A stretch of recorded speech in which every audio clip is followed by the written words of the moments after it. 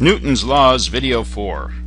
Alright, so now we've got friction, and we're getting to be, our situations are getting to be a little more real world and be a little more interesting. So let's take a look at our situation. We've got our free body diagram right here. We've got a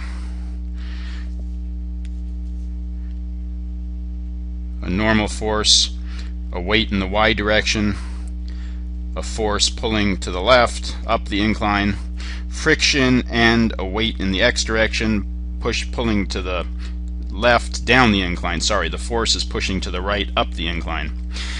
Anyway, the picture has it correct. And so let's take a look.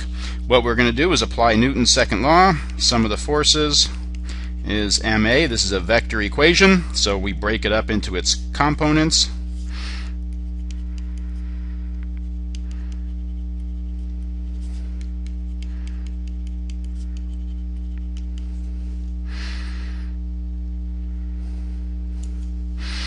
The acceleration in the y direction is 0, right? Because it never leaves the inclined plane. It never leaves y equals 0.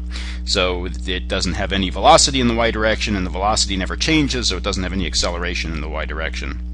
And our forces, we've got a normal force minus a weight in the y direction.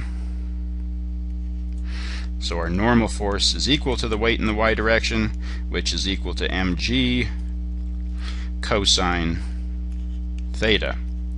So now you'll see why we do this y direction every time, because we need the normal force for our friction to figure out what our friction force is. So let's take a look at the x direction. We've got a force F in the positive direction. We've got a weight in the x direction that's negative, and we've also got friction. And what kind of friction do we have? Kinetic friction, because the block is sliding. There's motion between the block and the surface. So that's kinetic friction, and we end up with mass and acceleration on the other side. Force, we're just calling that F. The weight in the x direction is mg sine theta. Our friction force is the coefficient of kinetic friction times the normal force. And we know what the normal force is. We can plug that in. So we've got F minus mg sine theta minus mu sub k times mg cosine theta equals ma. And now I believe we know everything but the acceleration. So we can plug those in. The force is 20 newtons. The mass is 4. Acceleration of gravity 9.8. Remember, whenever you see a g somewhere, g is positive 9.8 always. G is positive 9.8. I'll say it a second time. And you take into account the direction somewhere else. So here we've taken into account the direction with this minus sign out in front. But anytime you see a g in an equation, it's positive 9.8 meters per second squared.